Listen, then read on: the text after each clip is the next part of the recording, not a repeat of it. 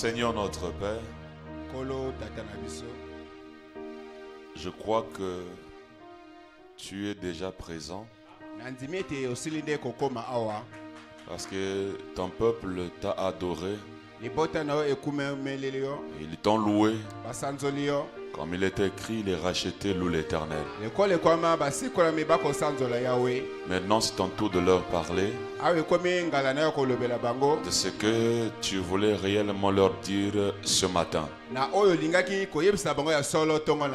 Tu connaissais ce jour avant que cela puisse exister. Parce que toi, tu es omniscient. Bénis la parole dans nos âmes ce matin et accorde la compréhension. Au nom du Seigneur Jésus-Christ. Amen. Vous asseoir un instant.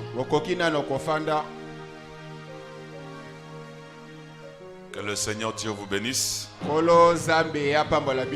Qu'il bénisse richement le frère Aimé. Bénisse richement. Il a très bien fait chanter. Et la manière qu'il a chanté, il est le roi de roi, j'ai beaucoup aimé. Que Dieu soit loué, que Dieu le bénisse richement. Amen.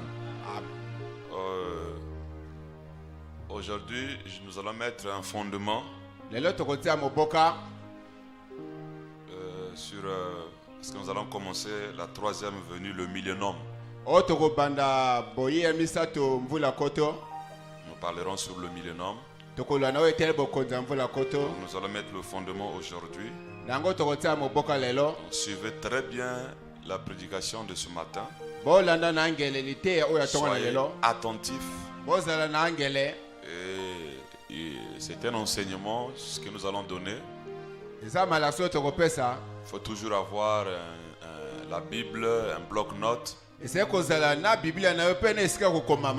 Parce que c'est la troisième venue. Le millénium, la troisième venue. J'avais prêché ça les années passées. Mais maintenant, Dieu nous a ouvert encore des portes. C'est pour cela, avant de commencer ça, la prédication d'aujourd'hui va nous positionner de comprendre ce que Dieu nous dira dans le futur.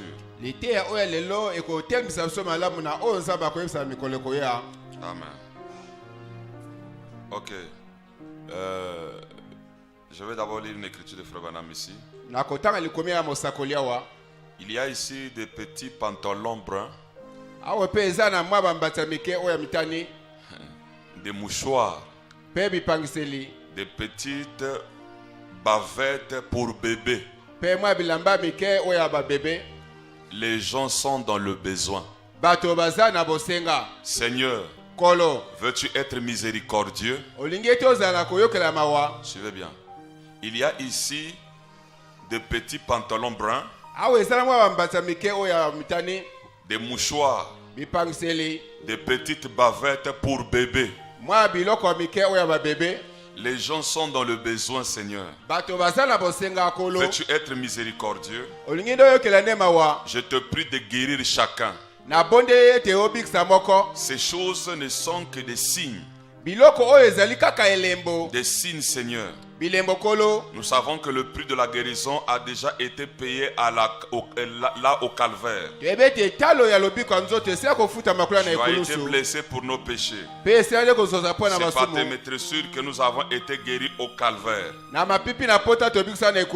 Mais ces choses sont des petits symboles de la foi pour montrer que nous t'aimons. Que nous croyons en toi. Et que nous prions les uns pour les autres comme tu as dit. Confesser nos péchés les uns les autres. Et de prier les uns pour les autres. Afin que nous puissions être guéris. Sur ce Père, j'envoie ces petits mouchoirs et ces petits tissus ici aux nécessiteux. Te prions de guérir chacun d'eux au nom de ton Fils, le Seigneur Jésus. Par ces petits signes, nous avons eu beaucoup de choses accomplies. J'en ai envoyé environ 1000 ou plus par semaine à partir de mon bureau. Et beaucoup de choses ont été accomplies en posant les mouchoirs. Le Seigneur a béni cela de façon merveilleuse.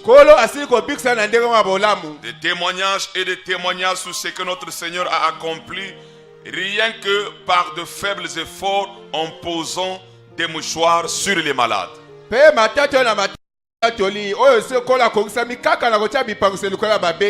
Amen. Donc Frère Branham a prié même pour les pantalons des enfants, les bavettes, les mouchoirs, tout ça. Et qu'on envoyait partout, et il y avait des choses que Dieu faisait. Un jour, ils étaient partis prêcher quelque part. Alors, la valise de Frère Branham était au-dessus de la voiture. Ils étaient à vive allure. Et ils ne se sont pas rendus compte que la valise était tombée. Quand ils sont arrivés, Frère Branham vérifie comme ça, pas de valise. Alors, le frère qui conduisait dit, ah Frère Branham, il y a beaucoup de noirs dans ce quartier-là. Les gens peuvent prendre ça et voler ton costume que tu as acheté. Bon, je ne vais pas t'acheter un autre costume. Dis-le seulement, si quelqu'un ramasse ça, c'est que Dieu a voulu que la personne puisse avoir la veste.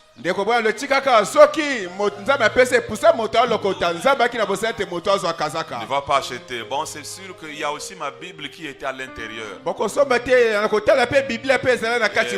Bible, il y a mon nom, William Branham. Maintenant le frère a dit, ah Frère Branham, si c'est un païen qui ramasse la valise,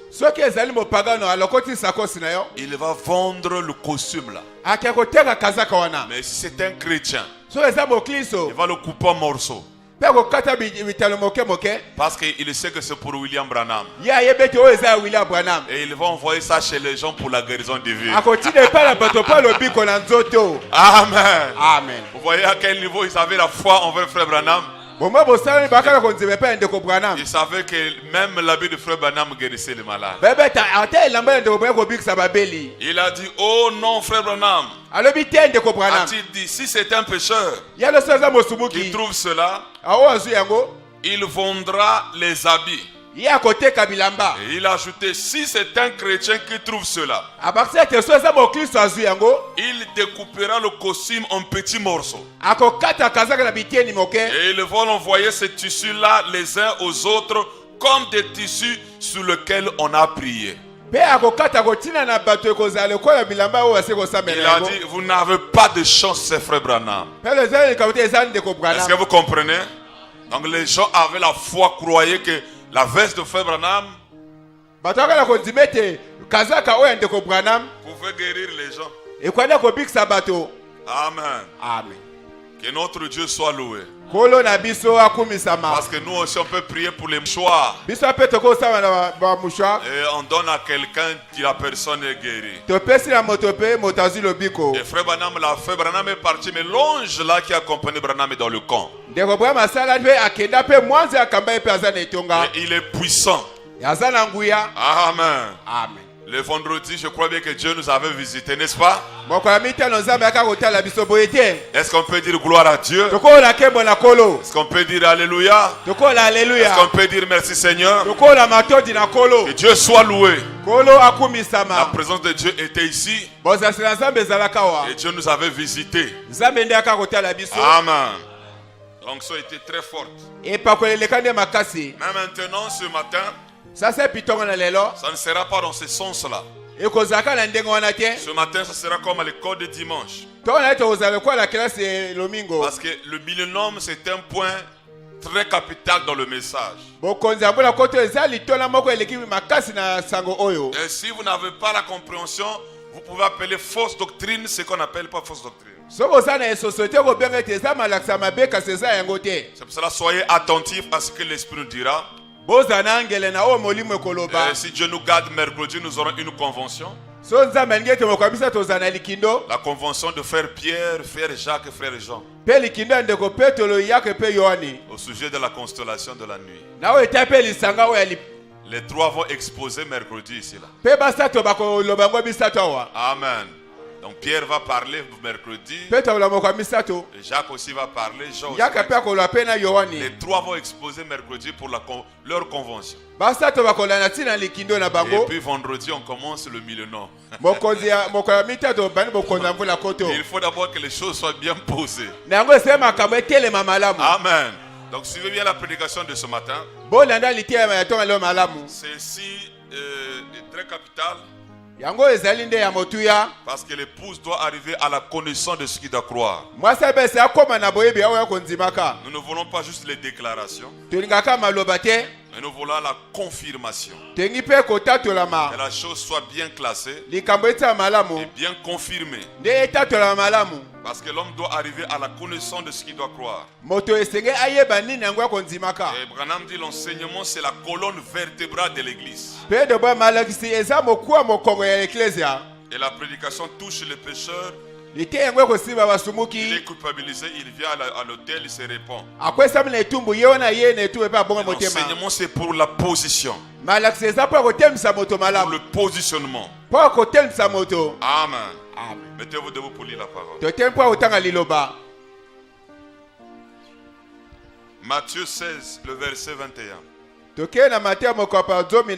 Vraiment suivez-moi très bien parce que nous allons plus lire la Bible, les brochures, tout ça.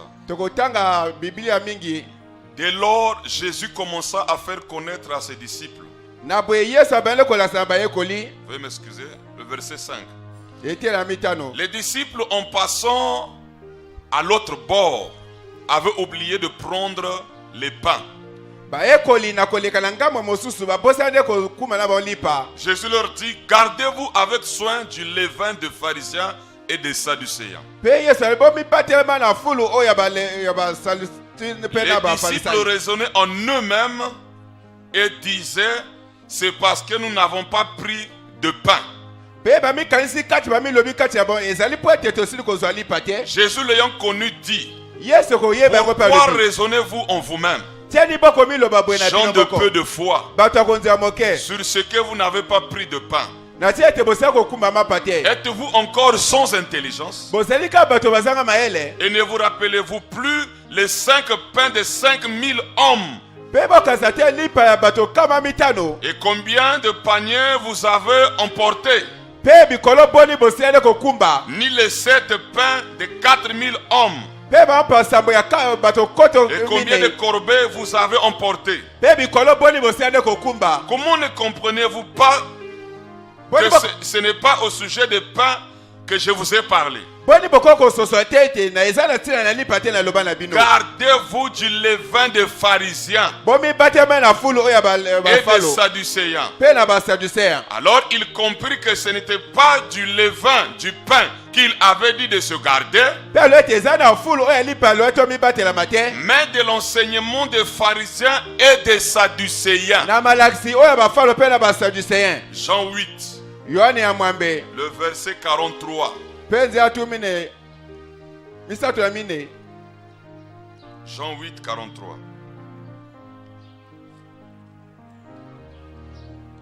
Pourquoi ne comprenez-vous pas mon langage? Parce que vous ne pouvez écouter ma parole. Amen. Pour vous asseoir. Le langage de Dieu. C'est ce que nous allons voir ce matin. Le langage de Dieu. Dieu a un langage. Et si Jésus, quand il prêchait en hébreu, alors tous les Hébreux devraient déjà comprendre la parole.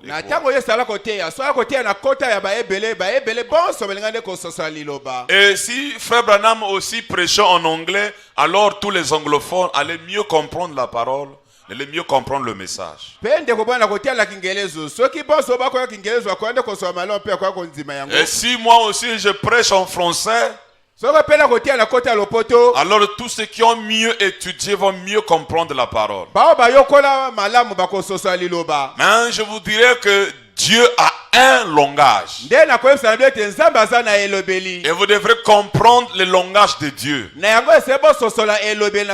Si vous ne comprenez pas son langage, vous ne pouvez pas bénéficier de Dieu. Vous pouvez rejeter même la chose que Dieu vous donne. Parce que vous n'avez pas compris son langage. C'est pour cela, remarquez, dans la Bible, surtout dans l'Apocalypse, l'Apocalypse, on utilise plus le langage de Dieu. C'est ça qui fait que les témoins de Jéhovah, ils ont fait des représentations charnelles. Une femme assise sur cette montagne. Une bête qui avait, si c'est 5 faces. Une femme, les étoiles, le soleil. La coupe, les trompettes. Et si vous ne les comprenez pas, vous allez faire les représentations. Cela, Frère Branham dit que l'Apocalypse, le livre de symboles. Et Branham dit que l'Apocalypse, c'est le livre de l'épouse.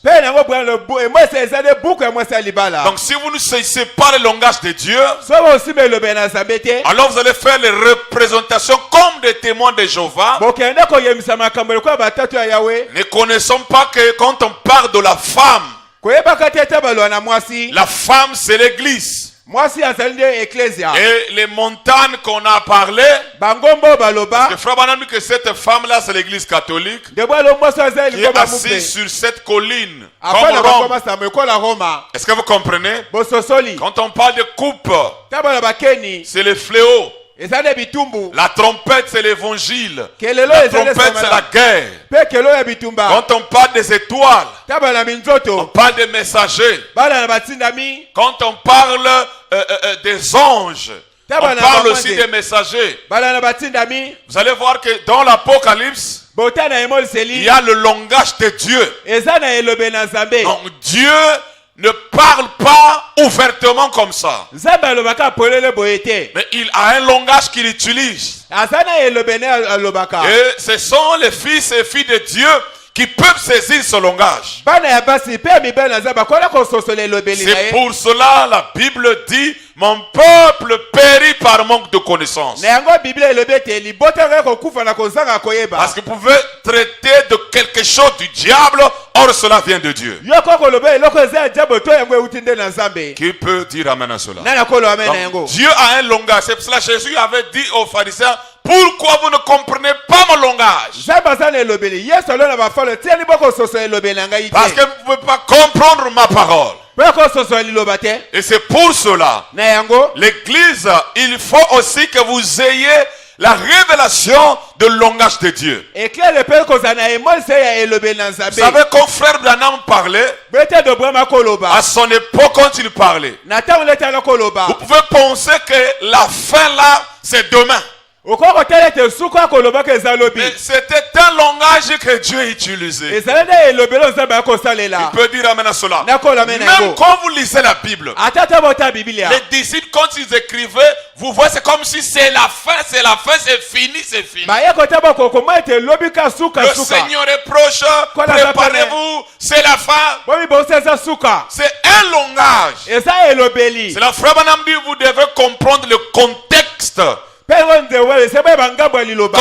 le contexte de la chose. Vous ne comprenez pas le contexte contexte de la chose, vous allez mal placer la parole, vous allez disloquer la parole, et vous allez mal interpréter la parole, et ça sera le chaos. Parce que Branham, dans Christ et le mystère de Dieu révélé, il y a trois choses qu'on ne doit pas faire. On ne doit pas mal placer la parole, on ne doit pas mal interpréter la parole, on ne doit pas disloquer la parole. Donc, ça peut être la parole, mais vous placez ça mal, alors vous rentrez dans le chaos. Ça peut être la citation, vous disloquez la citation, c'est aussi le chaos. Et pourtant vous lisez l'écriture, mais c'est mal placé. Il faut maintenant saisir le langage de Dieu pour placer la chose à leur place. C'est pour cela qu'on peut former des monstres. Avec les brochures, mais vous formez les monstres. Vous prêchez la parole de Dieu, mais vous formez les monstres. Pourquoi? Parce que la parole a été disloquée, mal interprétée et mal placée. C'est pour cela que Branham dit on doit étudier la parole, étudier et réétudier avant de la porter. Parce que ce message, Dieu a utilisé un langage. Et Jésus avait un langage. Et vous devez comprendre ce langage de Dieu. Et si vous ne le comprenez pas, vous serez comme les disciples avant le Saint-Esprit. Regardez ce verset que nous venons de lire ici. La Bible dit que les disciples n'avaient pas pris le pain quand ils sont partis de l'autre côté. Ils avaient oublié de prendre le pain. Et Jésus va seulement parler au moment où ils ont oublié de prendre le pain naturel. Il dit, méfiez-vous du levain des pharisiens et des sadducéens. Dites amen. Amen. Il ne dit pas, méfiez-vous de l'enseignement. Et il le dit à quel moment? Quand les disciples n'ont pas pu prendre le pain. Ils avaient oublié de prendre le pain et de partir de l'autre côté. Alors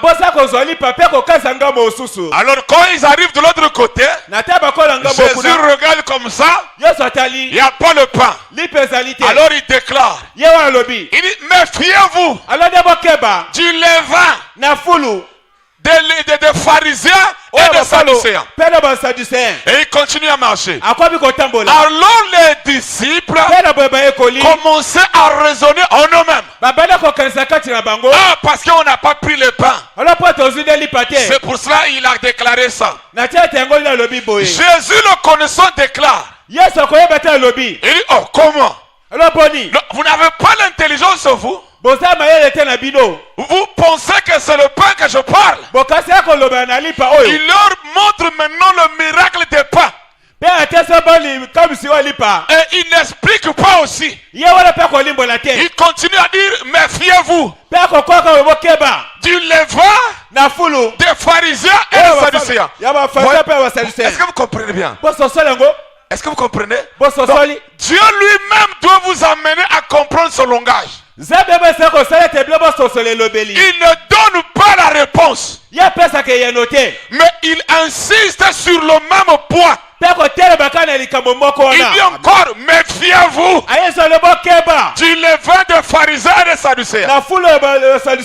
Alors, les disciples ont compris qu'il parlait de l'enseignement des pharisiens et des sadducéens. Quand ils ont compris que c'est l'enseignement, Jésus n'a plus parlé. Ils ont compris son langage. C'est pour cela que quand nous prêchons ici, c'est le langage de Dieu. Alléluia. Amen. Et moi je ne venais pas chaque fois expliquer. Mais il faut que le Saint-Esprit t'amène à comprendre ce langage. Et quand ils ont compris que le levain c'est l'enseignement des pharisiens et des sadducéens, Jésus n'a plus ajouté. Donc vous voyez, il pouvait dire méfiez-vous de l'enseignement des pharisiens et des sadducéens. Mais il n'a pas dit l'enseignement. Il a dit le levain. Et jusqu'à ce qu'ils ont compris la parole. Et c'est la même chose avec ce message. Si vous n'avez pas la compréhension du langage de Dieu, vous allez mal placer la parole. Vous allez disloquer la parole. Et vous allez mal interpréter la parole. Parce que Dieu a un langage. C'est pour cela dans ce message, il y a plusieurs doctrines. Et toutes ces doctrines tirent leur inspiration du brochure. Même ceux qui adorent Branham, ils vont utiliser la brochure. Dites amen, frère. Amen. Dites encore amen. Oui, monsieur. Mais le problème, c'est d'avoir le langage de Dieu. Est-ce que vous êtes avec moi? Donc par là, nous comprenons que le levain, c'est l'enseignement. Le pain, c'est la parole. Amen.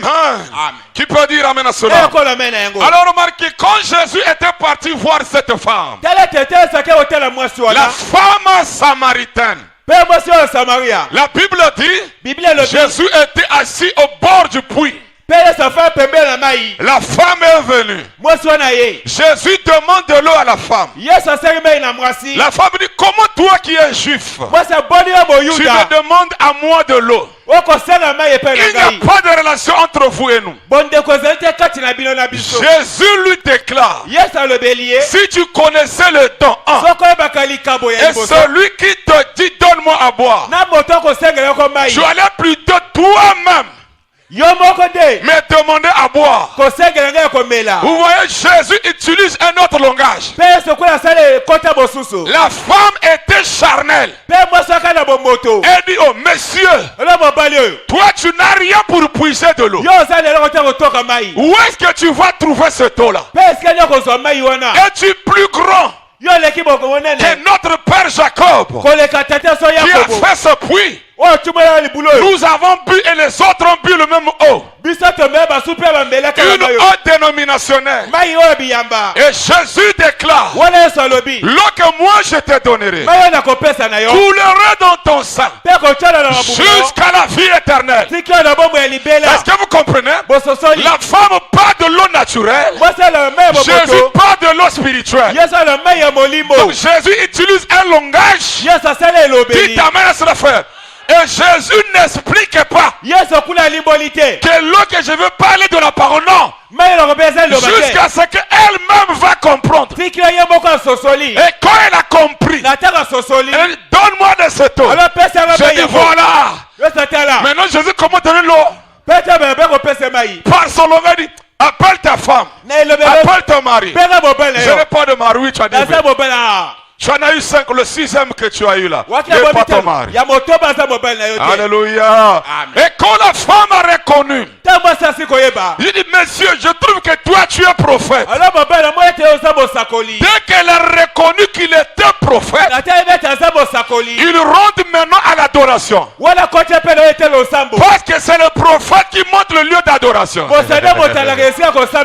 avant de le reconnaître le prophète, il ne parle pas de l'adoration. Mais quand il a compris, il a discerné ma pensée. Celui-là c'est un prophète.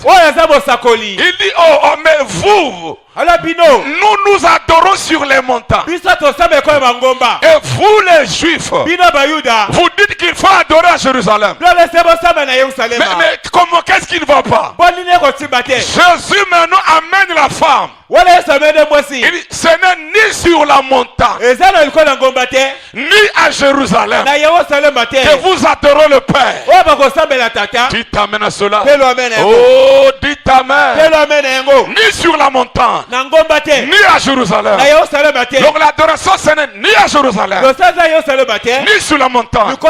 Et non, il amène la femme dans mon sujet. Alléluia. Il dit, l'heure vient. Elle est déjà venue. Où les vrais adorateurs adoreront le Père en esprit et en vérité. Voilà le langage de Dieu. L'heure vient. Elle est déjà venue.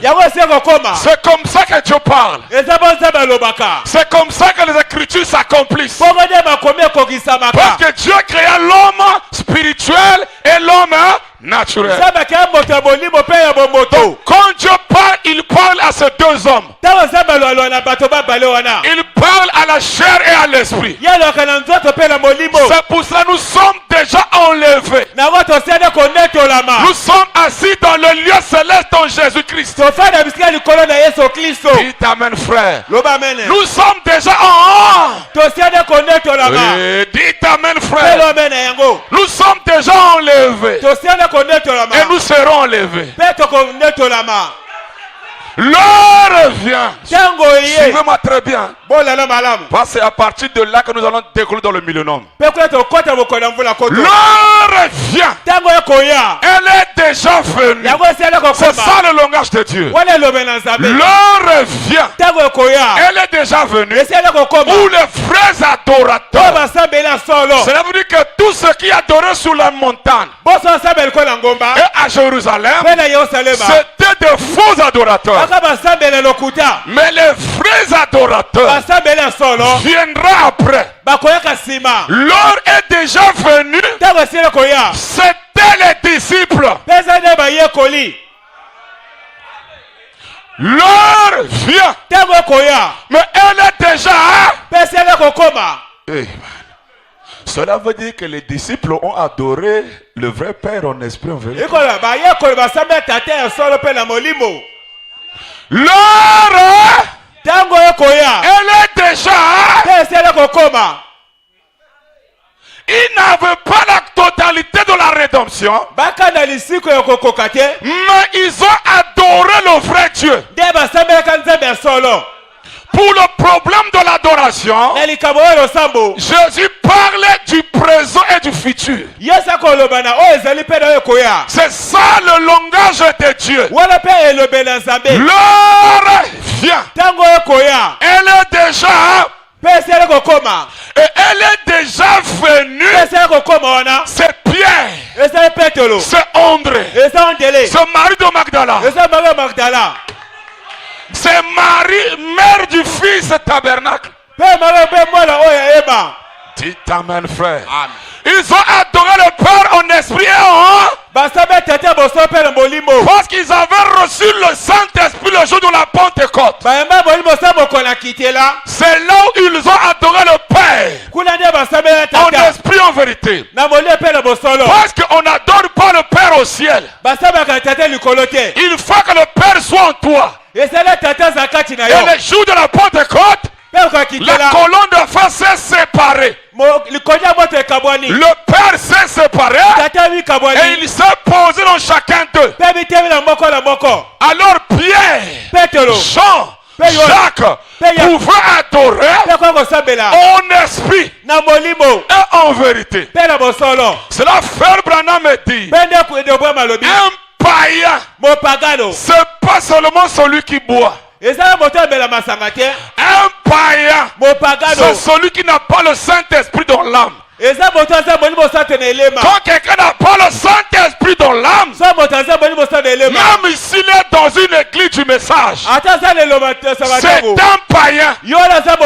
Parce qu'il n'adore pas le Père. Tous ceux qui n'adoraient pas à Jérusalem, les Juifs les appelaient des païens.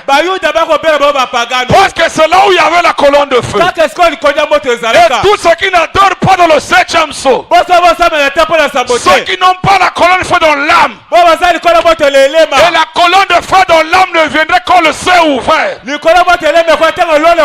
Ce sont des païens. Donc l'heure vient. Elle est déjà venue. L'heure vient. Elle est déjà venue. Déjà venue. Parce que Jésus savait la manifestation du Fils de l'homme manifesterait le Fils de Dieu.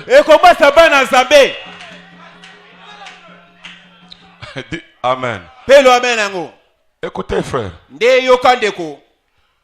Un fils peut naître, mais il n'est pas adopté. Donc à la Pentecôte, c'était juste une naissance. Et l'adoption, c'est aujourd'hui. Parce qu'on adopte un fils qui est déjà né. Et le jour de la Pentecôte, le fils était né, mais pas encore manifesté. Et quand on parle de la manifestation, c'est là on parle de l'adoption. Alléluia. Dites amen, frère. Amen. Dites encore amen. Amen. C'est là où le mystère de leur vie, elle est déjà venue s'accomplir. L'heure vient, les disciples. Non, l'heure est déjà venue, les disciples. L'heure vient, c'est toi et moi. Ou les vrais adorateurs adorant le Père en esprit en vérité. Donc, toi et moi, nous sommes les vrais adorateurs adorant le Père en esprit en vérité à cause du 7e sceau. Parce que là-bas c'est le Fils de l'homme qui a manifesté ces enfants-là. Ils sont nés à la Pentecôte, mais ils n'étaient pas arrivés à la pleine maturité qui est l'adoption. Maintenant l'heure vient là. C'est maintenant que nous parlons. C'est ça le langage de Dieu. Dieu parle toujours double. Frère Branham me dit, une écriture peut avoir une double application. Dites amen à cela. J'ai fait sortir mon fils de l'Égypte. Cette écriture, j'ai fait sortir mon fils de l'Égypte. Branham me dit, cette écriture était pour 2 fils. Donc on peut dire leur Dieu elle est déjà venue. Le premier fils qui est sorti, c'est Jacob. C'est le Israël. C'est le fils mineur. Alléluia. Et la même écriture s'est accomplie quand le fils Jésus est sorti de l'Égypte. Donc une même écriture, mais qui a double application. Et Branham dit que c'est toujours comme ça avec Dieu. Et c'est ça son langage. Leur vie elle est déjà venue. Maintenant vous pouvez être seulement dans leur vie. Mais déjà venu, vous ne voyez pas. C'est pour cela que j'aimerais vous amener à saisir ce langage de Dieu. Qui peut dire amen à cela? Lisons. Aujourd'hui, cette écriture est accomplie. Le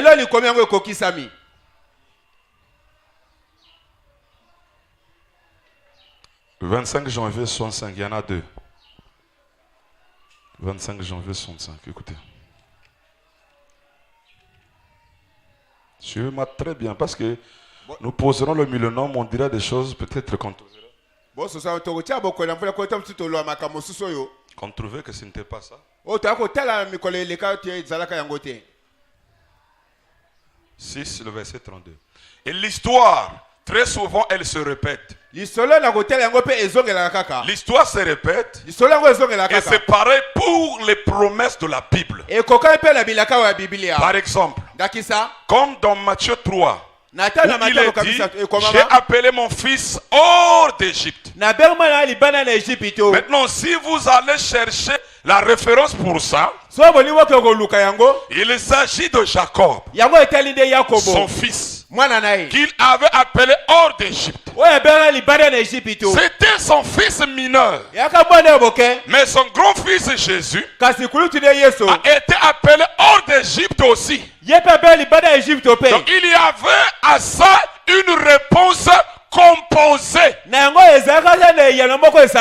Donc une écriture qui a une réponse composée.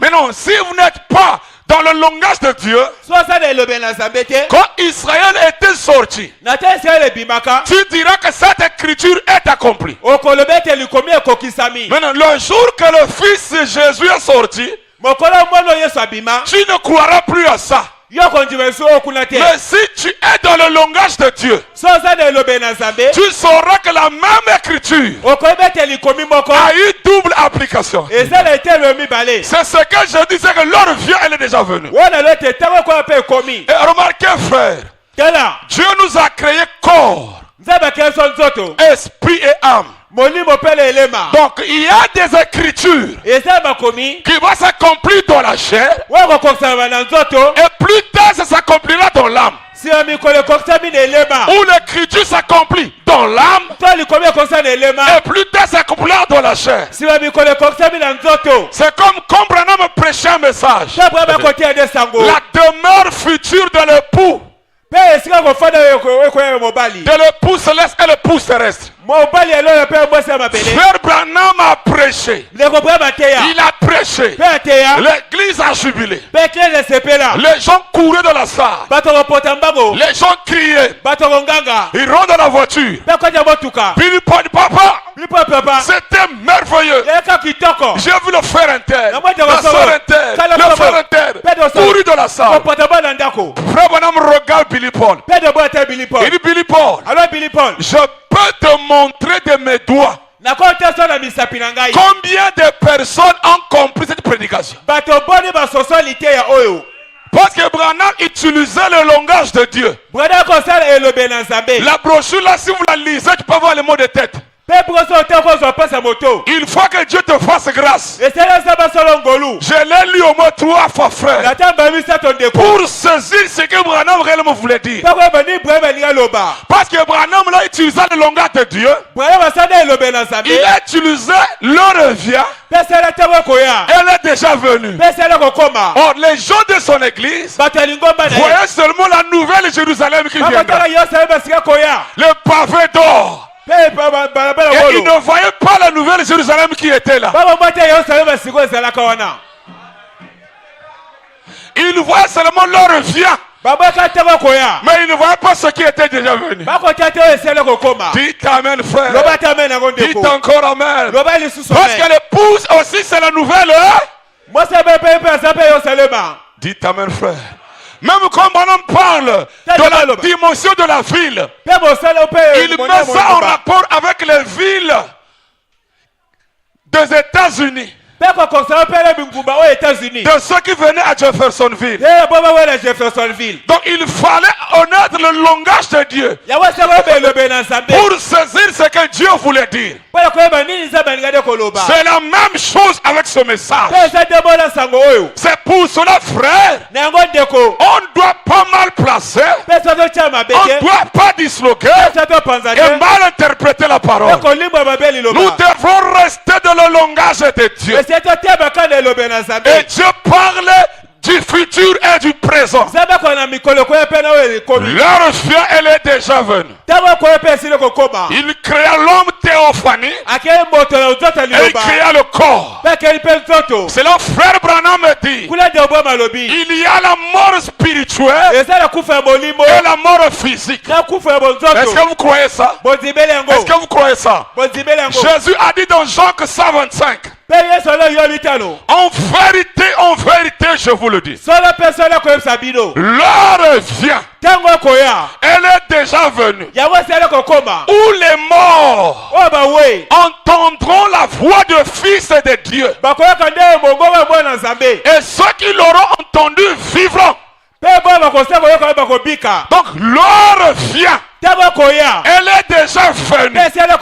Ça, nous sommes plus avec la femme samaritaine. Là, il parle avec les pharisiens. Il dit en vérité, je vous le dis. L'heure vient. Elle est déjà venue. Où les morts entendront la voix du Fils de Dieu. Et ceux qui l'auront entendu vivront. Voilà, frère. Ce qu'il y a les morts. Les morts qu'il parlait ici, c'est des gens qui marchaient sur la terre. Un jour, un disciple est venu voir frère Jésus. Il dit, maître, permets-moi que j'aille enterrer mon père. Jésus le regarde. Il dit, laissez les morts enterrer les morts. Donc celui là qui va enterrer, qui n'a pas écouté la voix du Fils de Dieu, c'est un mort spirituel. Celui qu'on enterre là, c'est un mort physique. Laissez les morts enterrer les morts. Voilà le langage de Dieu. Amen. Donc ceux qui entendront la voix du Fils de Dieu, ceux-là vivront. Lesquels qui ont vu? D'abord les disciples. Parce que l'heure vient déjà venue. Déjà venu, c'est les disciples qui ont écouté la voix du Fils de Dieu. C'est là où la Bible dit, mes brebis entendent ma voix et ils me suivent. Donc le problème ici, c'est la voix. Quelle voix? La voix du Fils de Dieu. Et le Fils de Dieu là, c'est le Logos. Pas le Fils de Dieu, le corps Jésus. Parce qu'aujourd'hui, c'est pas le corps là qui est venu. Dit Amen. Frère Branham a dit, le Père, le Saint d'arc-en-ciel, le Fils, le Logos. Dans Hébreu, il est écrit, le Fils se fait connaître à nous. Branham interprète, il dit c'est pas le corps de Jésus, mais le Fils là c'est le Logos. Vous voyez que c'est un problème de contexte. Hein? Vous voyez qu'il y a un problème de contexte. Donc toi tu peux dire que frère, Dieu le Fils est révélé à nous. Tu prends le Fils. C'est pas lui. Le Fils là, c'est celui qui est au-dessus de la tête de frère Branham. Dans un autre sens, on l'appelle aussi Père. Donc ça dépend de la manière que vous placez la chose. Et ceux qui l'ont entendu au temps de Jésus, ils ont reçu la vie. C'est pour cela, quand il n'y a pas la colonne de feu, il n'y a pas la vie. Parce que c'est lui le Fils qui donne la vie. Qui peut dire amen à cela? Amen. Et au temps de la fin, l'heure vient. Là maintenant, c'est aujourd'hui. Les voix des tonnerres. C'est toujours le Fils de Dieu qui parle. Maintenant, ceux qui l'auront entendu vivront. Donc il y a ceux-là qui n'entendent pas, ils ne vivront pas. Il y a des morts. Un mort qui a une voiture. Un mort qui porte la cravate. Un mort qui porte le super sang. Un mort qui a le wax. Mais il est mort. Il est mort. Quoique vivant, il va à l'église mais il est mort. Pourquoi il est mort? Son âme là-bas est mort. C'est là frère Branham dit, je préférerais avoir la lèpre physique que mon corps soit lépreux, que mon âme ne soit pas lépreux. Il y a des lépreux dans l'âme. Donc la personne est morte, quoique vivant. Maintenant ici, il faut que le Fils parle. Dites amen à cela, frère. Amen. Voilà, vous voyez maintenant la manifestation des fils de Dieu. Je parlais des fils nous manifestés. Mais ici, je parle des fils de Dieu. Qui n'est plus nous, mais qui devient la colonne de feu. Donc il faut saisir le langage de Dieu. C'est pour cela que Branham me dit. Alléluia. Amen. Alléluia. Si longtemps vous placez mal, vous interprétez mal, vous disloquez, c'est le chaos. Vous pouvez sauter, courir. Mais pour que la parole trouve la place dans l'âme de la personne, il faut que les choses soient bien ajustées. Si ce n'est pas ajusté, ça va bien s'entendre aux oreilles, mais ça ne trouvera pas place dans l'âme. Mais pour que ça rentre dans l'âme, il faut que la chose soit bien ajustée. C'est pour cela, frère, tout le monde n'est pas appelé à prêcher. Avant de prêcher, il faut étudier la parole. Comme disait John Ebi, on dit message si kolingo teya. Prends tout le temps d'étudier, de lire, de relire. Il est écrit, quelqu'un doit bien connaître la doctrine pour qu'il ait la capacité de défendre. Pas seulement le pasteur avait dit non, lui-même il a la capacité de défendre ce qu'il croit.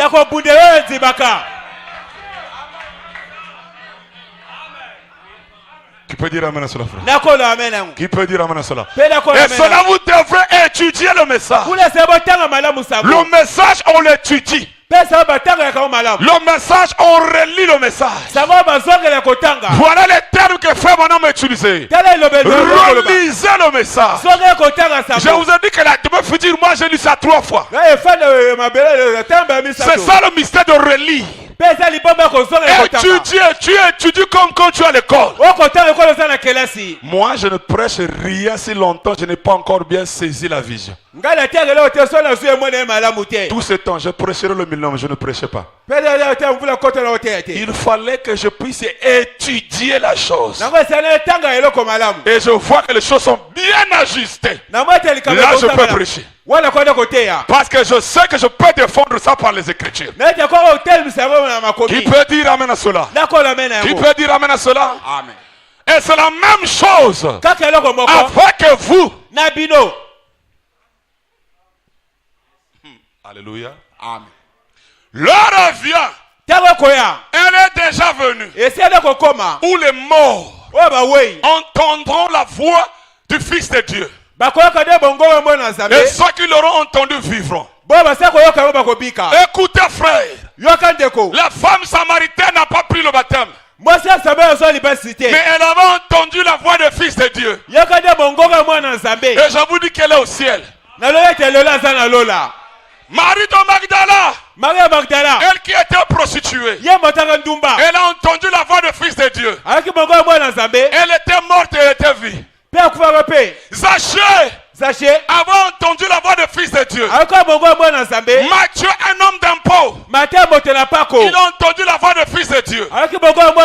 Saul, pourquoi me persecutes-tu? Il a entendu la voix du Fils de Dieu. Et Saul a dit, je suis un homme changé. Donc il était mort mais il est ressuscité. Maintenant Jésus promet, frère, l'heure vient, elle est déjà venue, où les morts entendront la voix du Fils de Dieu. Et ceux qui l'auront entendu vivront. Donc quand quelqu'un n'a pas entendu la voix du Fils de Dieu, il ne vivra pas. Et vivre, frère, c'est pas la vie de foufou et les maniocs. Vivre, c'est la vie éternelle, où quelqu'un vivra éternellement.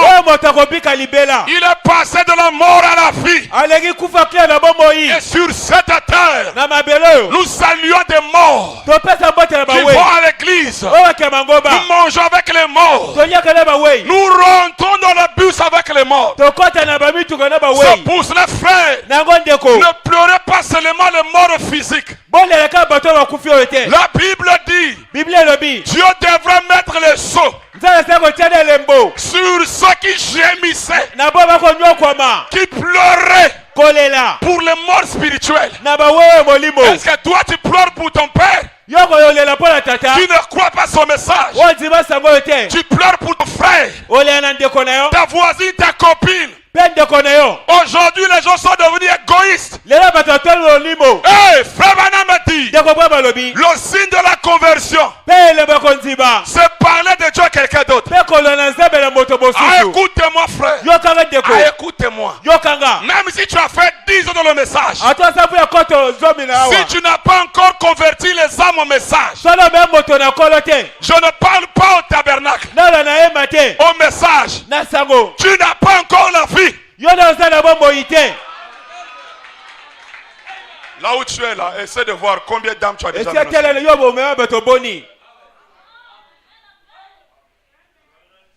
J'avais posé la même question à un prédicateur quelque part. Combien? Il regarde. Ma petite soeur. J'ai dit, ma petite soeur. Seulement elle. Donc depuis que tu as cru, brebis, prédicateur, jusqu'à aujourd'hui. Donc tu n'as pas encore exhorté quelqu'un et l'amené au message. Mais tu es mort.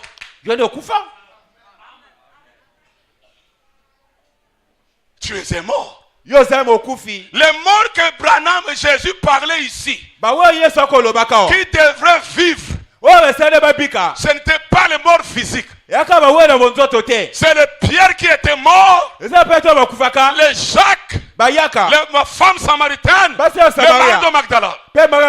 Maintenant Jésus dit, pas seulement eux, l'heure aussi viendra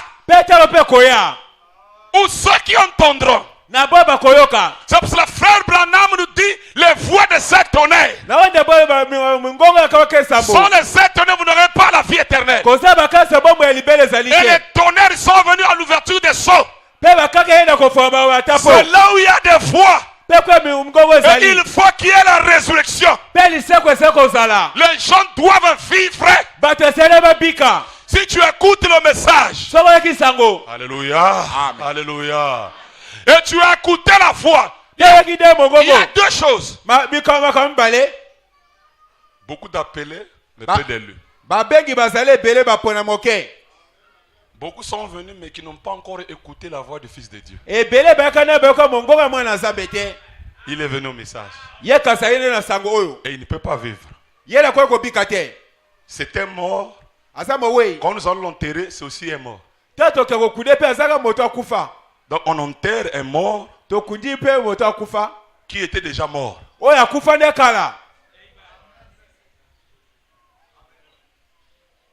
C'est pour ça que nous avons la frère. Mais moi quand quelqu'un meurt déjà, je me dis que c'est fini.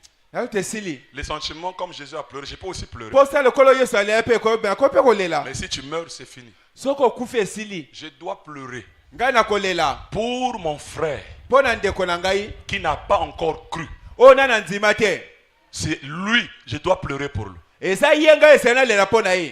Pour ma soeur qui n'a pas encore la vie, qui n'a pas encore écouté la voix du Fils de Dieu. Mais il a juste écouté les bruits des grandes eaux.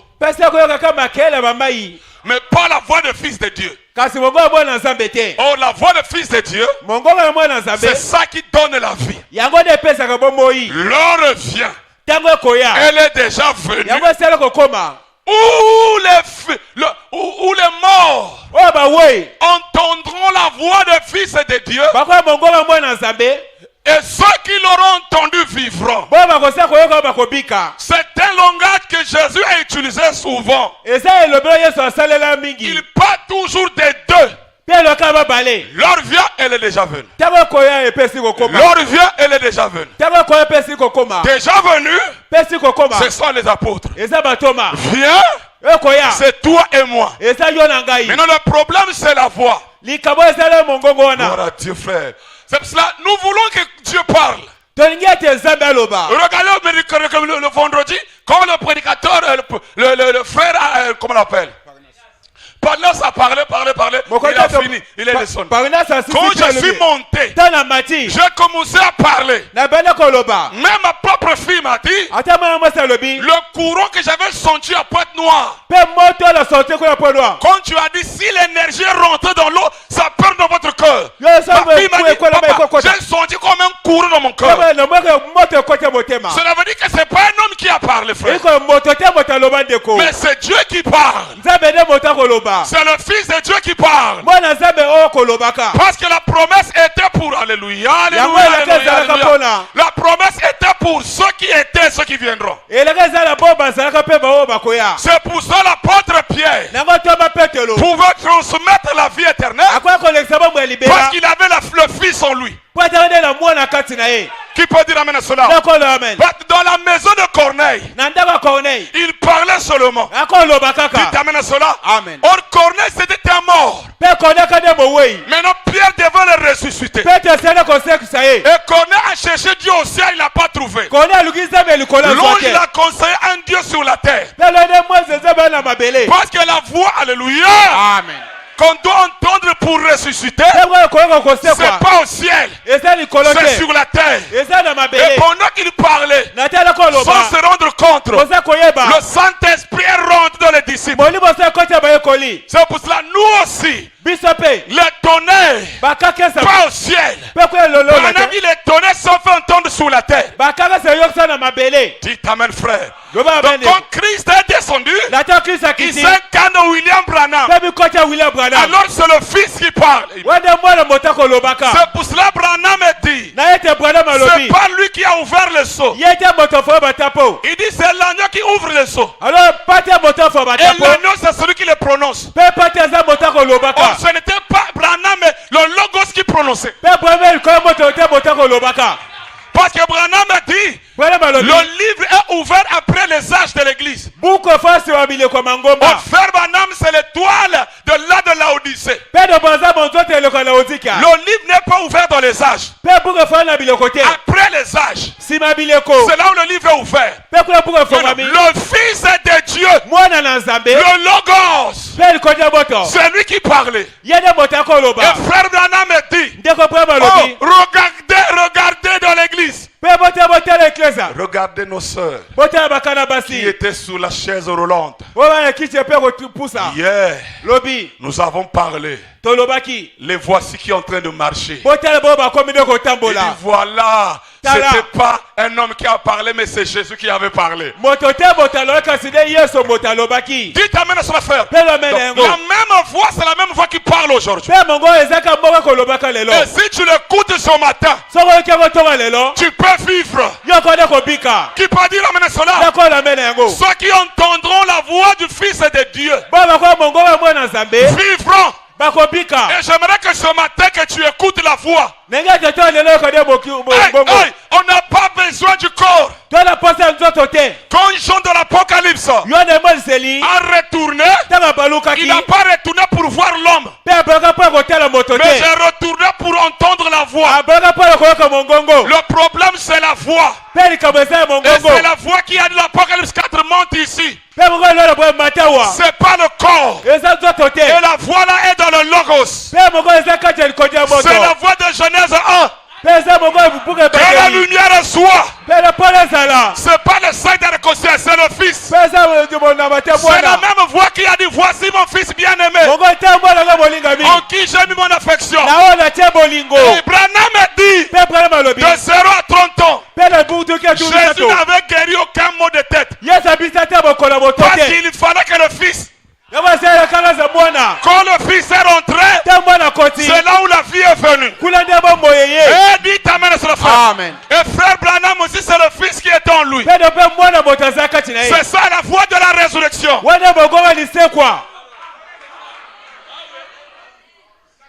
L'heure vient. C'est ici. Les morts étaient ressuscités. Fini. Et si là, Elle est déjà venue d'abord, c'est ici. L'heure maintenant vient. C'est ici. Et maintenant, où nous parlons, c'est possible. Quand quelqu'un écoute le langage de Dieu, et il saisit ce que Dieu veut dire. C'est comme je vous avais dit, frère, nous ne venons pas à l'église juste pour apprécier une bonne prédication. Je vous avais dit que tu peux venir à l'église, que le prédicateur prêche du commencement jusqu'au milieu, Dieu ne te parle pas. Mais vers la fin, tu trouves que je suis venu à l'église pour ça. Là, tu as écouté la voix du Fils de Dieu. Et c'est ce que nous voulons. Pour ne pas former des monstres, mais former l'épouse de Christ. Qui peut dire amen à cela? Prenez votre Bible. Jean 5.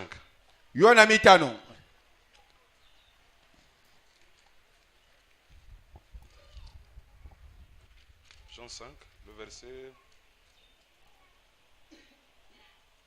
25. Écoutez. Vous voyez, on a d'abord vu avec la femme samaritaine, Jésus a dit la même chose. Ici dans Jean 5, il va dire la même chose. Il va répéter la même chose. 5, 25. Il dit: en vérité, je vous le dis. L'heure vient. Et elle est déjà venue. Où les morts entendront la voix du Fils de Dieu. Et ceux qui l'auront entendu vivront. Ici, il parle des morts spirituelles. Maintenant, voyez, là, il va parler des morts physiques. À la résurrection. Branham, l'écriture là, il dit que c'est au trône blanc. Il dit, car comme le Père a la vie en lui-même, ainsi il a donné au Fils d'avoir la vie en lui-même. Et il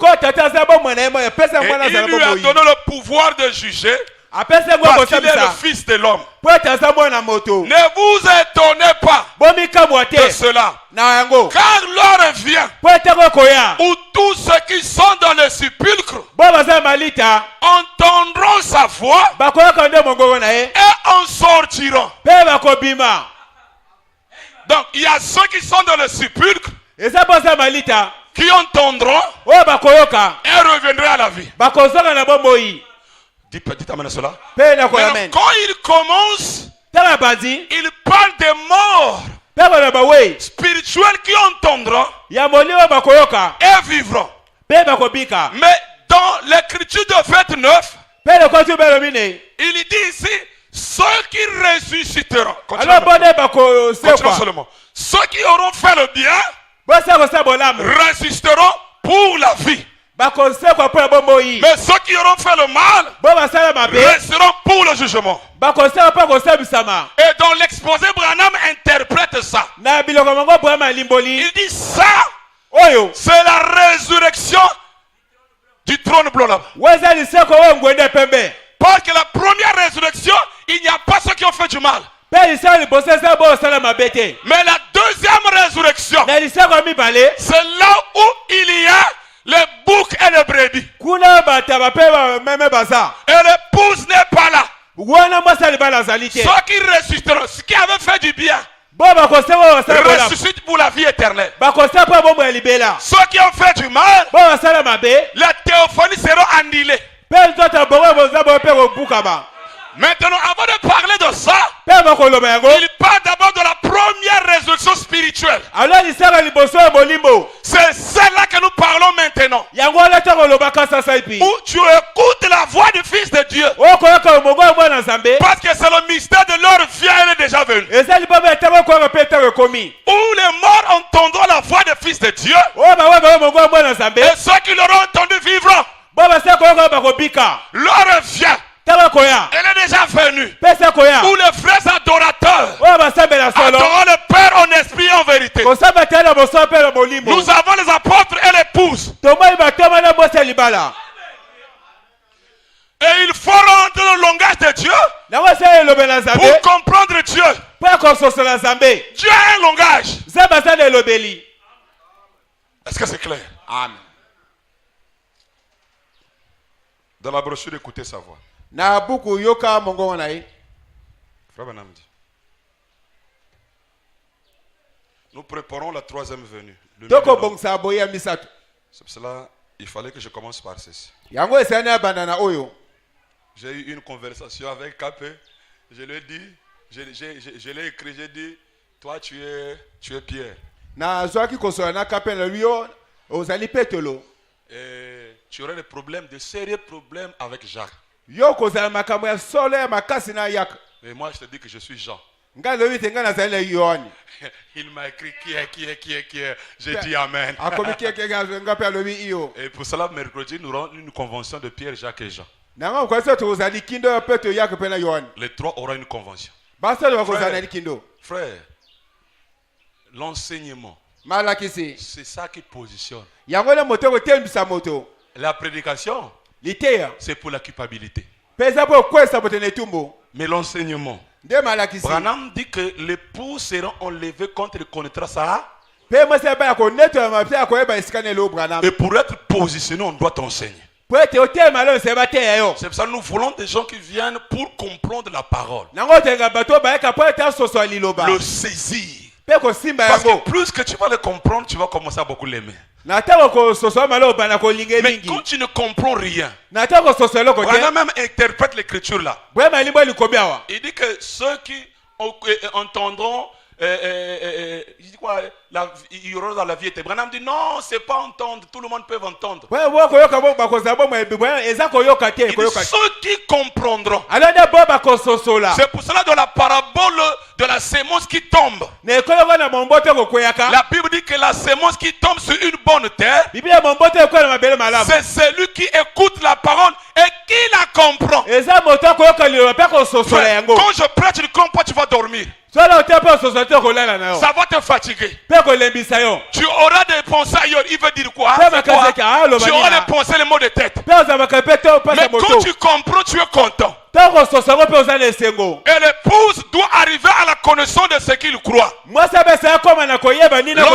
que je vais donner, c'est tellement complexe. C'est pour cela que je commence par ceci, pour que vous saisissez la suite que nous aurons. Amen. Écoutez sa voix. Paragraphe 124.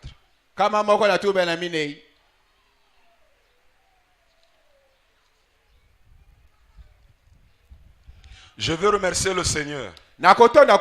Les petites filles qui étaient en fauteuil roulant hier soir,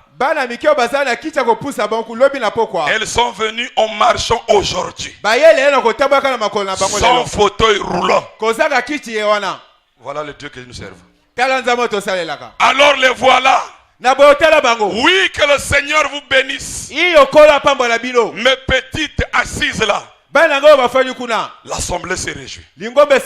Qu'est-ce qui a accompli ça? Ce même Jésus qui avait parlé avec une voix surnaturelle, là-bas, il parle encore aujourd'hui. Saul. Vous voyez? Maintenant, le même Jésus qui parle, il met maintenant Saul. Saul, c'est le fils qui parle, le logos. Saul. Pourquoi? Parce que Saul a été un homme changé. Et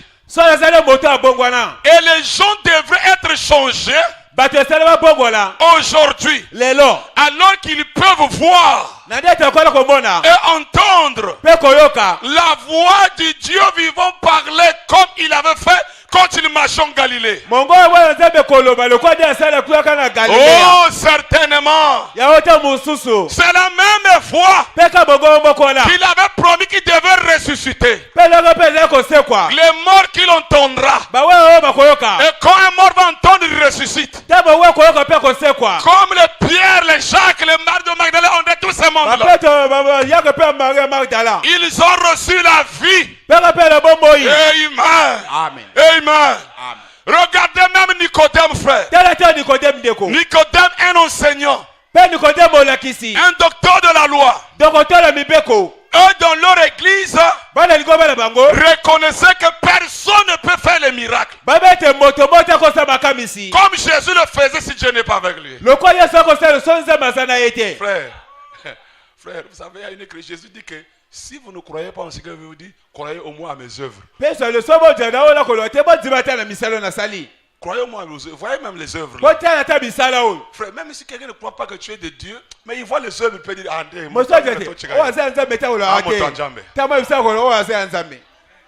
si vous ne croyez pas en ce que je suis, et il y a une autre écriture, Jésus dit que Dieu n'exauce pas les pécheurs.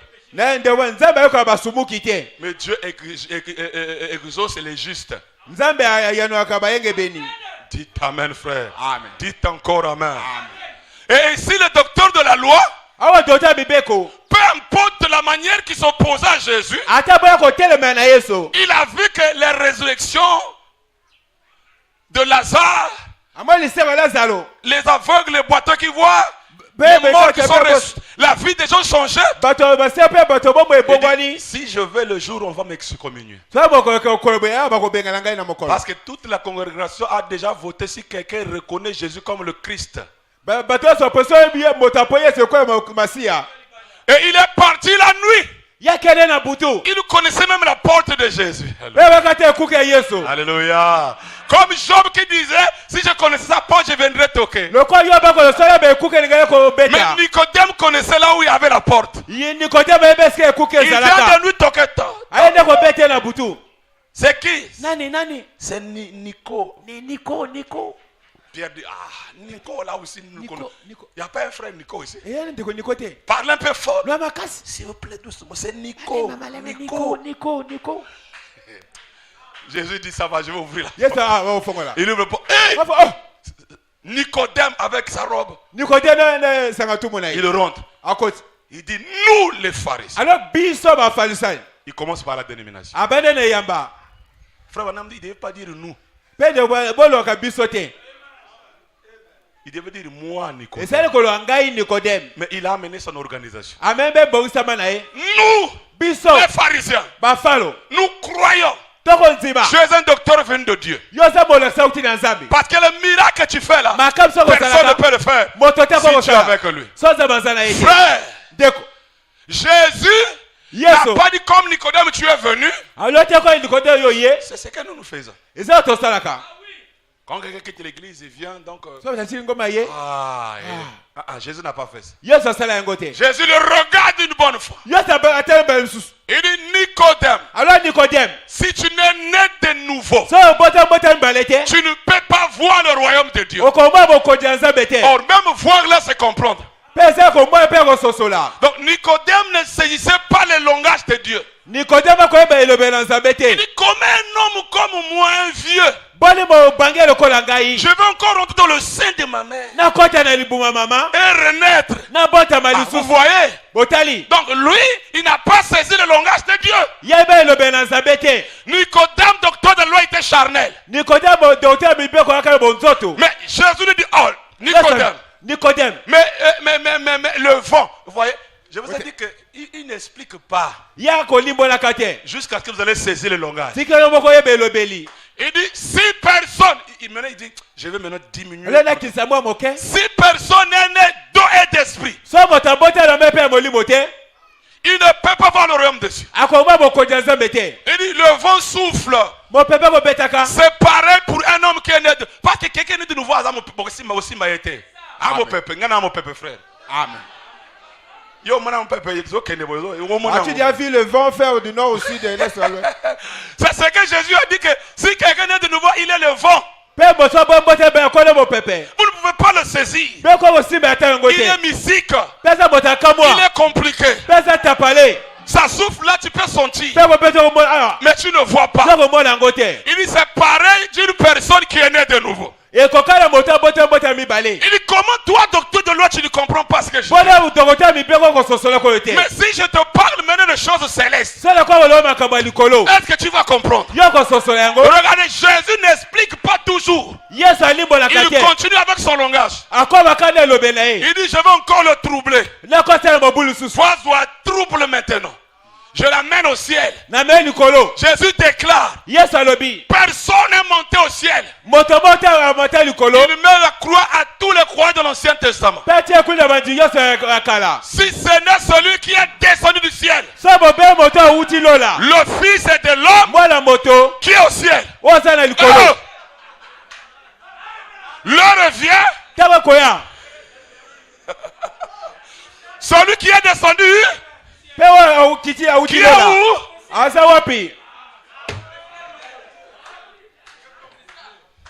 Vous voyez le langage de Dieu. Alors Nicodème troublé, frère. Qu'est-ce que Jésus voulait nous montrer? L'heure vient. Elle est déjà venue. Il est écrit dans la parole. Ne scandalisez pas l'un de mes petits. Parce que son ange voit continuellement la face de mon Père. Donc moi je suis sur la terre et mon ange voit la face de Père. Donc pas seulement Jésus, moi aussi. Donc celui qui est descendu, qui est au ciel, c'est la théophanie. Il t'amène, frère. Alléluia. Amen. Celui qui est descendu, qui est au ciel, le Fils de l'homme. Donc il y a celui qui est descendu et il y a celui qui est sur la terre. Gloire à Dieu sur la terre. C'est pour cela, frère, nous avons aussi notre représentation au ciel. Ta théophanie, si c'est la théophanie de Dieu, c'est un ange. Et il ne faut pas scandaliser celui dont son ange voit la face du Père.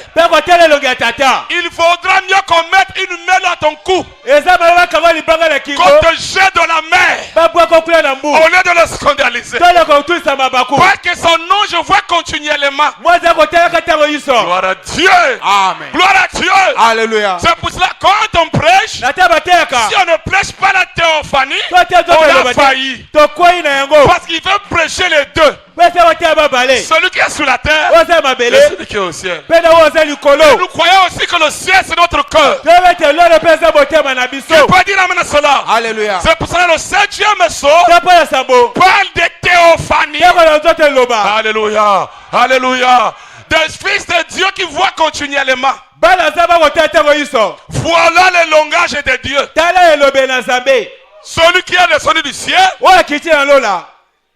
qui est au ciel, le Fils de l'homme, l'heure vient, elle est déjà venue. Dites amen, frère. Amen. Dites encore amen. Alléluia. Un homme est mort, mais il mourra encore.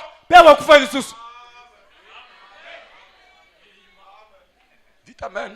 Amen. Je suis dans l'éternité et je serai dans l'éternité. L'heure vient.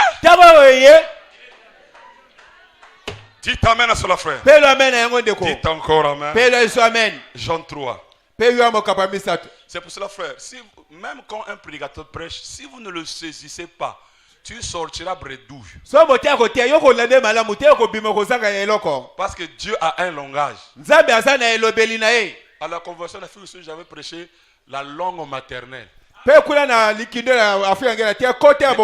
ne parle pas de langue maternelle. La langue maternelle, quand disons Frère Branham dit. Ça, c'est la langue maternelle. Mais ici, nous parlons de la langue de Dieu, de Papa lui-même. Il a un langage. Et il faut rentrer dans la symphonie de ces langages. C'est là, Frère Branham, quand il prédit, oh Seigneur, ouvre les yeux des véritables élus. Il dit, oh, qu'ils ne voient pas ce vieux chauve, mais qu'ils voient celui qui est ici. Tu peux dire amen à cela. Oh Seigneur, ouvre les yeux des véritables élus. Dites amen. Amen. Jean 3, le verset 12.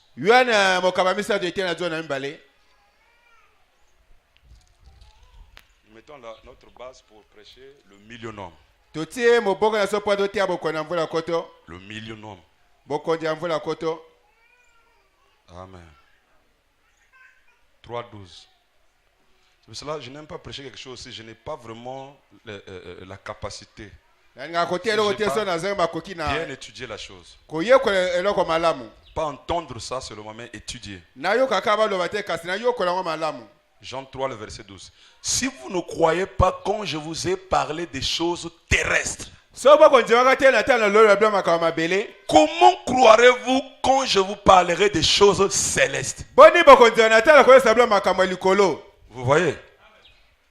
Donc, même dans l'église, il y a des temps où nous prêchons pour que les gens comprennent. Terrestre, on prend les exemples. Mais il y a des temps où on monte avec des choses célestes. Et il faut saisir le langage de Dieu pour comprendre. Il dit maintenant les choses célestes. Personne n'est monté au ciel. Si ce n'est celui qui est descendu du ciel, le Fils de l'homme qui est dans le ciel. Voilà le langage de Dieu qui descend, mais qui est encore au ciel. Et c'est une vérité. Parce que Branham même est arrivé à nous dire, avant que Dieu accomplisse quelque chose sur la terre, il accomplit d'abord au ciel. D'abord le ciel, et il accomplit sur la terre. Et avant que Dieu accomplisse les choses physiquement, il accomplit d'abord spirituellement. C'est pour cela que nous sommes déjà enlevés, assis dans le lieu céleste en Jésus-Christ. Parce que Enoch devrait être enlevé pour disparaître. Et personne ne peut disparaître s'il n'est pas enlevé. Alors le problème c'est de saisir le langage de Dieu. Et cela je vais vous amener vous tous à comprendre que Dieu parle dans ce mystère de celui qui vient et qui viendra. Maintenant remarquez frère, les disciples sont venus voir Jésus. Ils ont dit pourquoi les scribes disent-ils qu'Élie doit venir premièrement? Voilà frère. Parce que les scribes, quand les gens disaient que Jésus est le Messie, un scribe c'est quelqu'un qui étudie les Écritures. Donc c'est une personne qui met tout son temps à étudier les Écritures. Or ce qui a fait que les scribes ratent, c'est la simplicité de Dieu. Parce que eux ils attendaient différemment. Selon le scribe, quand les gens disaient il est le Messie, il est le Messie, il est le Messie, les scribes disaient ne l'écoutez pas. Parce qu'avant que le Messie vienne, Esaïe dit Élie doit venir. Si longtemps on ne voit pas Élie, comment vous allez sauter? Vous sautez Élie, vous arrivez au Messie. Les disciples qui connaissaient la parole ont dit oui c'est vrai. Les disciples étaient des personnes comme nous. Ils raisonnaient. Est-ce que c'est vrai? Est-ce que c'est lui le Messie? Est-ce que vraiment? C'était comme ça aussi. Maintenant, plus qu'on leur parle de ça, ils se sont dit non. On va demander la question. Pourquoi les scribes disent qu'Élie doit venir premièrement? Jésus regarde. Regarde frère, une écriture déjà accomplie. Élie était venu. Il avait présenté. On lui avait coupé la tête. Mais les gens continuaient à croire, à attendre. Pendant ce temps, le Messie, même le Messie était déjà en retard. Ils étaient plus en retard qu'Apollos. Parce qu'au moins Apollos avait reconnu que Jean c'est le Messie. Jean c'est Élie. Mais il ne croyait pas encore que Jésus était le Messie. Et l'histoire se répète.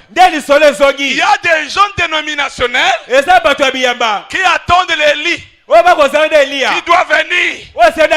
Et comme faites le débat avec un pentecôtiste, il te dira. Quand Jésus a parlé ici, après les disciples avaient compris que c'était Jean. C'est ce que la Bible dit. Mais regardez ce que Jésus avait dit. Il dit oui.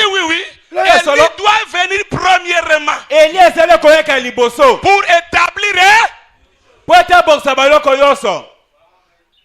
Mais je vous dis, Élie est déjà. Mais non, les disciples comprirent qu'il parlait des gens parce qu'il avait dit qu'ils l'ont menacé, ils l'ont tué. Voilà.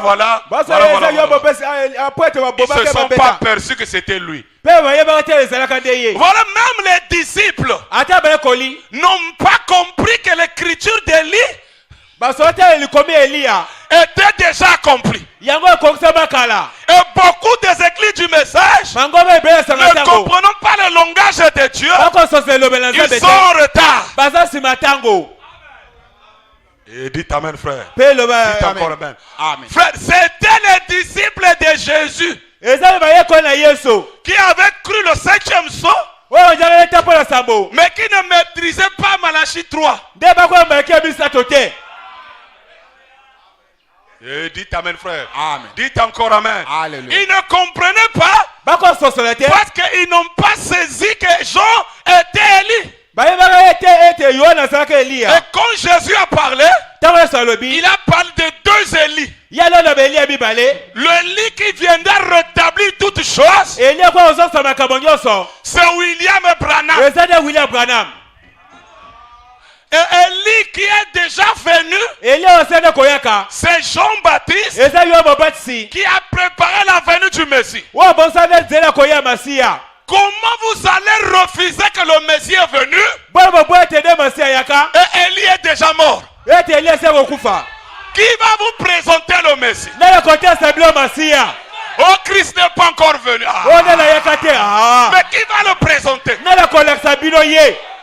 Parce que selon le tableau, quand vous prenez les brochures, Frère Branham dans la brèche, l'ange puissant quand il descend, le 7e ange est sur la terre. Au moment de cette venue, comme Jean était sur la terre pour présenter le Messie. Et à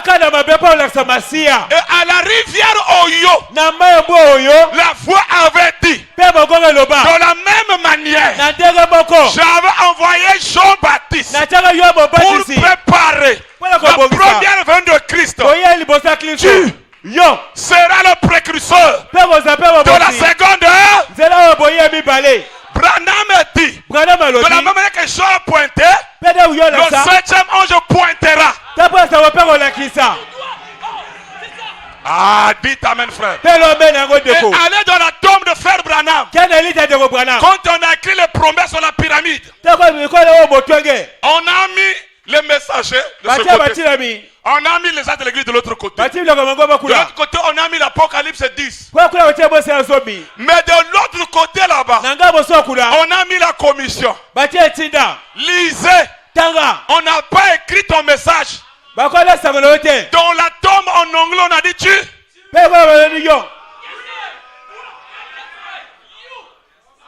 You. Qui peut dire amen à cela? Qui peut dire amen à cela? Donc quand les gens, alléluia, sont en retard, c'est l'amnésie spirituelle. De la même manière, les disciples n'ont pas compris que Élie était déjà venu accompli. Alléluia. Et Jésus a parlé de 2 Élie.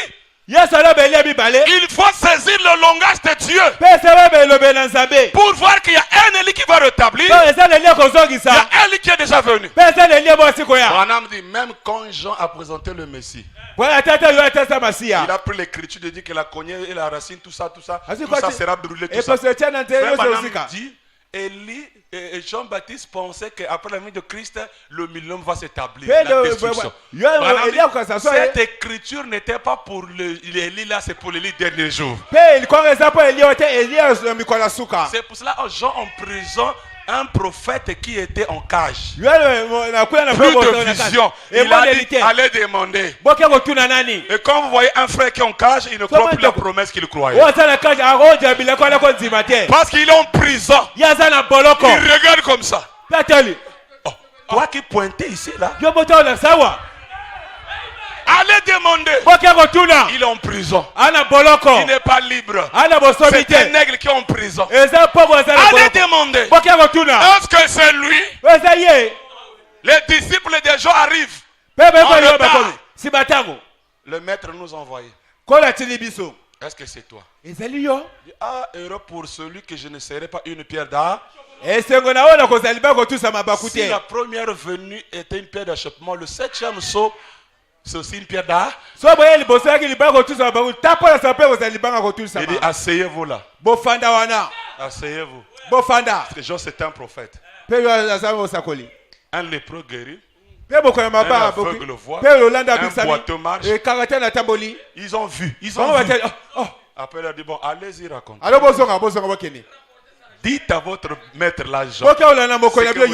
Ils arrivent. Jean, mais je te dis, c'est compliqué.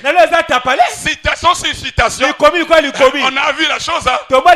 Les lépreux guéris, oui. Boiteux, oui. Oh. Mais dans le désert, on m'avait dit que ça serait comme ça.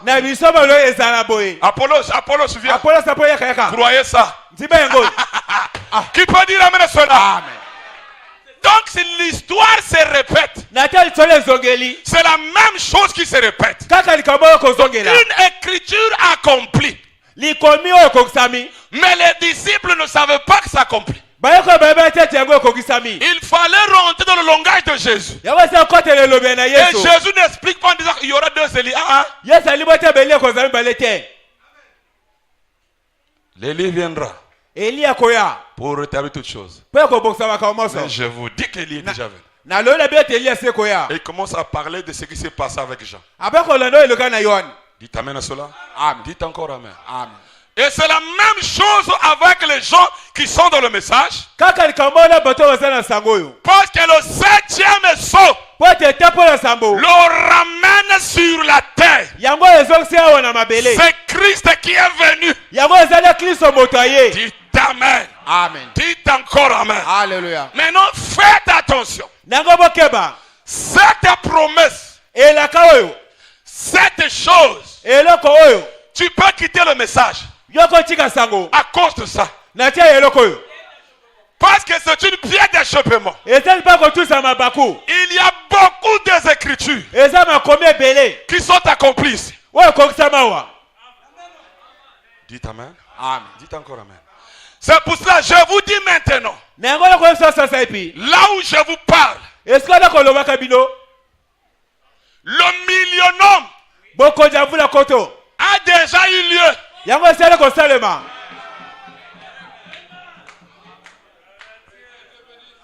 Le millénium viendra. Le millénium est déjà venu.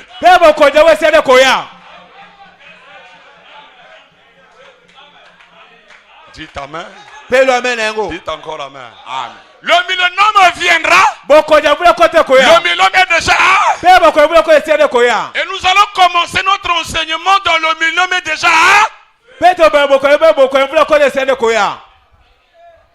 Nous sommes dans le millénium.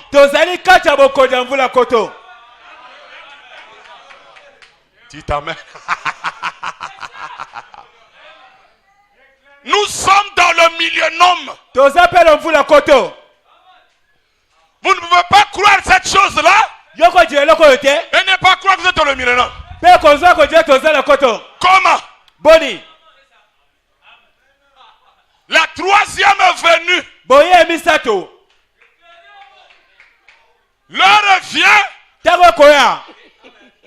Elle est déjà. Le millénium viendra.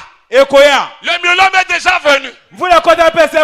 Frère Branham dit, quand le 7e soit ouvert, c'est l'introduction du millénium. Il dit c'est même la fin du millénium. Parce que le 7e sommet le fin à toutes choses. Il met fin à ceci, il met fin à cela, il met fin à ceci. Oui, monsieur. J'aimerais pas avoir les disciples qui vont croire que le 7e soit ouvert le millénaire n'est pas accompli. Vous êtes comme les disciples qui marchaient avec Jésus, qui attendaient Élie qui viendra après. Mais Jésus leur a dit, il est déjà venu. Et je vous dis que le millénaire est déjà accompli. Dites amen, frère. Dites encore amen. Vous savez, la peur, c'est une malédiction. Quand notre cher ami pasteur a commencé à adorer, moi, je suis parti le voir chez lui. On a causé de 20h à 24h. Il a même dit que beaucoup de pasteurs sont en train de parler ici, mais personne n'est venu me voir. Teta, tu es courageux. Hein? Je vous dis qu'un bon prédicateur. Je n'ai jamais écouté un prédicateur comme lui. Un bon. Quand il se tient la chair, bon. Vraiment, tu es courageux. Oui, ça va, on va voir ça. Frère, parce que vous ne pouvez pas condamner quelqu'un sans d'abord l'écouter. C'est ça, le premier jour que moi je suis parti, je ne suis pas parti pour dire. J'arrive, je dis expose. Il a exposé. J'ai pris note. Je vais à la maison, j'étudie maintenant ce qu'il a exposé. Et je prends les écritures que j'avais. Je vais le voir. Frère Branham aussi dit ça. Il dit ok. Et j'étais quelqu'un qui commençait à prêcher le nouveau nom. Pendant qu'eux ils prêchent ça là-bas, moi aussi je prêche le nouveau nom. Et quand il y a eu la convention, les gens étaient maintenant comme les gens qui sont noyés. Ils ne savaient pas quoi faire. Même mon ancien, quand il a prêché, il n'a pas dit si au nom de Branham ou au nom de Jésus. Nous avons maintenant une église à Mukundjingwaka. Mais quand je suis parti prêcher, avec ce que j'ai étudié, je suis parti défendre le nom de Jésus. Parce que j'ai d'abord étudié la chose. Est-ce que vous comprenez? Donc, vous ne devrez pas dire quelque chose de fausse doctrine. D'abord dans le message, il n'y a pas de fausse doctrine. Parce que tout le monde a des écrits, on les brochures, frère. C'est seulement une compréhension, ils n'ont pas compris. Ou bien ils ont mal placé, ils ont des slogans. Il n'y en a pas. Même ceux qui croient la polygamie. Toi, tu vas le croire. Voilà. Donc, il ne faut pas aussi, parce que nous allons rentrer dans la troisième venue. Le millénaire. Il ne faut pas aussi diaboliser. C'est pour cela que j'ai commencé par le langage de Dieu. Pour que quand je veux commencer le millénaire a déjà eu lieu. Que vous ne soyez pas paniqués. Parce que nous aurons le tableau. Et nous allons situer les événements. Pour voir si ça accomplit ou pas. Dites amen, frère. Amen. Dites amen, frère. Amen. Mais il faut que mercredi, les trois prédicateurs fassent la convention. Pour qu'on ait encore une vision. Parce que les trois sont devant la translation. Parce que frère Branham dit, Matthieu 17, c'est la préfiguration du royaume. C'est la préfiguration de la seconde venue. Virgule. La préfiguration du millénaire. Si la nuit est là, vous le voyez. Vous croyez ça? Comment croire le 7e saut et refuser le millénaire? L'heure vient. Que Dieu vous bénisse. Zambe apambola bino.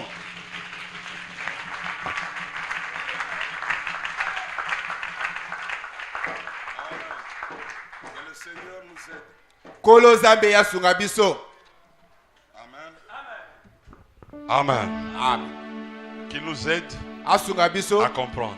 Nous nakososola. irons pas à pas. Tokia moke moke. Nous prendrons le calendrier juif. Tozo manaka bayuda. Nous prendrons le Saint des Saints. Tozo sato basanto. Nous prendrons le sabbat. Tozo sabata. Nous prendrons tout. Tokozo moso. Parce que nous ne voulons pas être en retard. Et c'est toza sima ngonga te. Le 7e saut Tapo na sambo. met fin à toutes choses. E ko suksa makama so. Mettez-vous debout. Boso botelemi. Le Seigneur seul. Alléluia. Sa parole, c'est le Oui, le Seigneur. Le Seigneur seul éclaire mon chemin. Alléluia. Sa parole, c'est le Oui, sa parole. Sa parole. Sa parole. Sa parole. Sa parole. Sa parole, c'est le feu. Alléluia.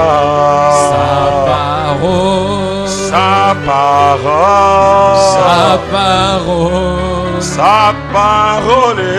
Sa parole, c'est le feu. Oh, Koloange.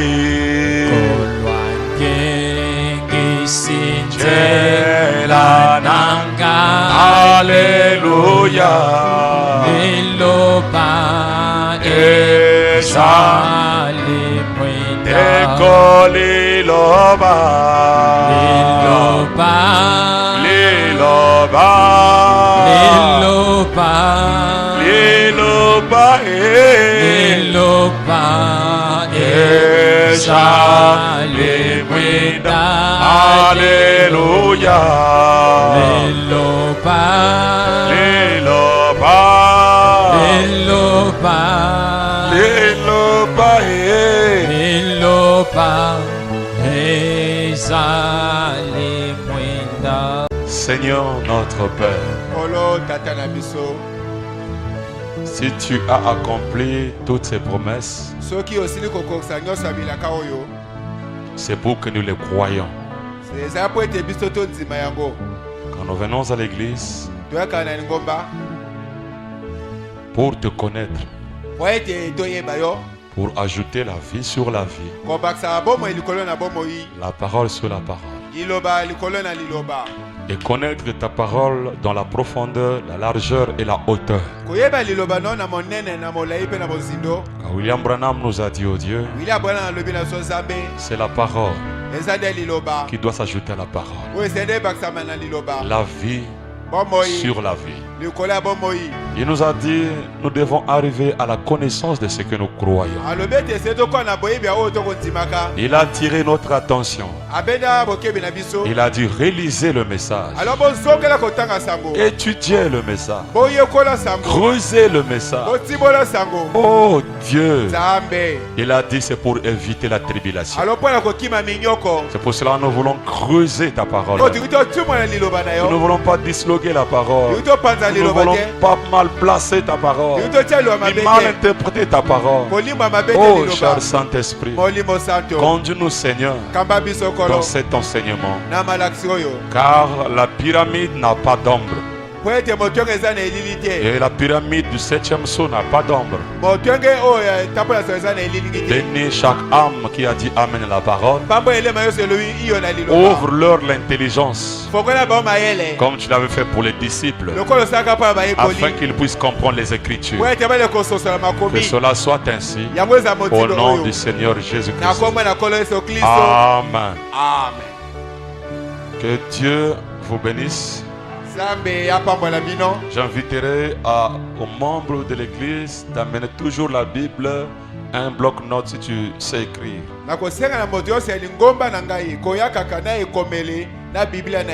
Parce que nous voulons aussi faire un coin. Mais il faut que chacun ait la position de ce qu'il croit.